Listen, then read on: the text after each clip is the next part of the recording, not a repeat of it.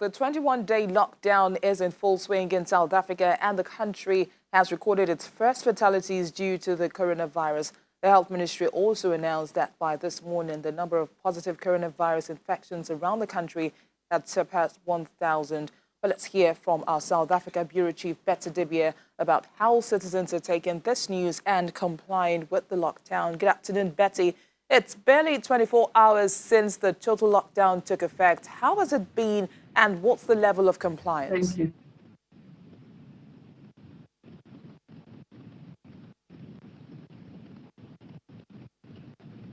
Okay, Betty, I was asking that it's been barely 24 hours since the lockdown took effect. How has it been, and how are citizens complying? People are finding it difficult still.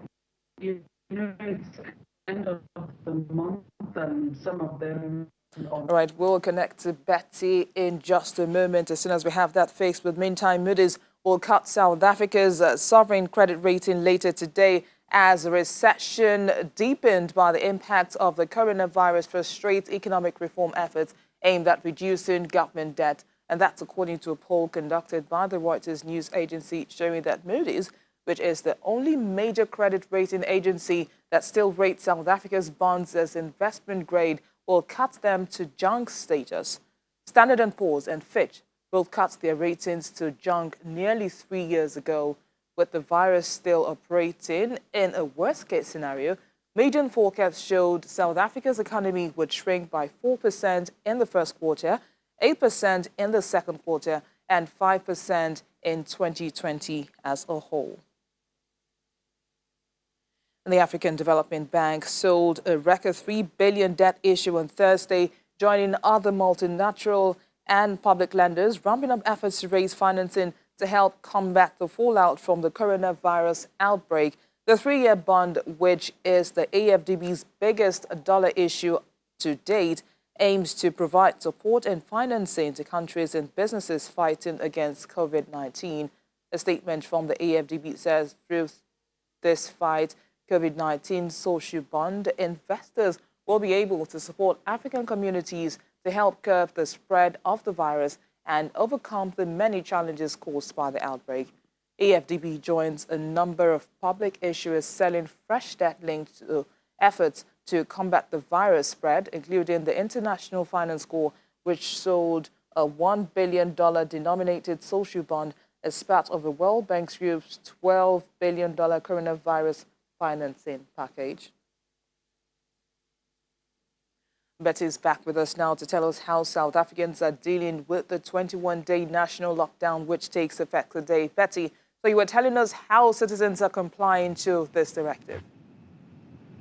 Okay, we were able to go around several communities, Hillbrow, Berea, and Alex. A number of people, first the problem started in the morning. There's an opening where the commercial transport services are allowed between 5 a.m. and 9 a.m. to take essential service workers. Now that wasn't enough. Many of them were overloading because you're allowed, if it's a 4-seater car like a sedan, just the passenger and the driver. Of course, that's difficult for the number of people who are actually, many people were flouting that directive, overloading their minibus taxis. And some of the areas, many of the areas, it's the end of the month, many of them have received salaries. So they were all out and about, queuing at the grocery stores. And of course, beating the 100 number.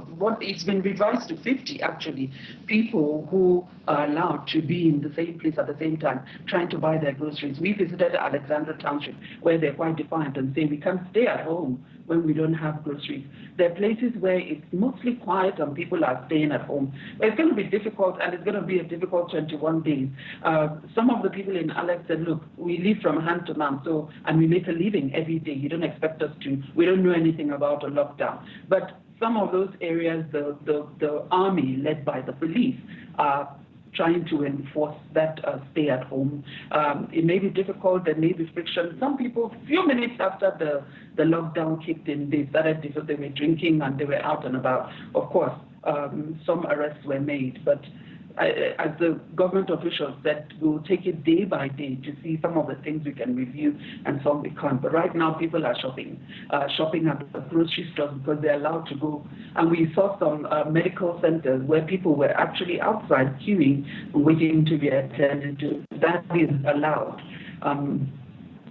So that's where it is on day one of the lockdown.